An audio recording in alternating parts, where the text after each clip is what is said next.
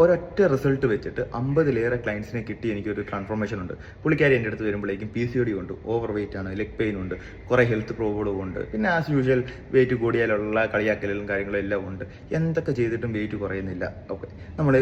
നമുക്ക് സ്റ്റാർട്ട് ചെയ്യാം എന്ന് പറഞ്ഞ് നമ്മൾ സ്റ്റാർട്ട് ചെയ്തു. ഡെഡിക്കേഷൻ എന്ന് പറഞ്ഞാൽ വളരെ കുറച്ച് ആൾക്കാർ മാത്രം കാണുന്ന ആ ഡെഡിക്കേഷൻ. കാരണം ഓൺലൈൻ ട്രെയിനിങ് ആണ്, അത് ഓർക്കണം. നമ്മുടെ പ്രസൻസ് ഇല്ല, അവരാണ് എല്ലാ കാര്യങ്ങളും നോക്കേണ്ടത്. നമ്മൾ പറഞ്ഞു കൊടുക്കുക മാത്രമേ ഉള്ളൂ. എങ്കിലും അത് പ്രോപ്പറായിട്ട് കൃത്യമായിട്ട് ചെയ്ത് ആ ഒരു രീതിയിൽ നിന്ന് ഈ ഒരു രീതിയിലോട്ട് എത്തണമെങ്കിലും ആ ഡെഡിക്കേഷൻ നമ്മൾ സമ്മതിച്ചു കൊടുത്തേ പറ്റത്തുള്ളൂ.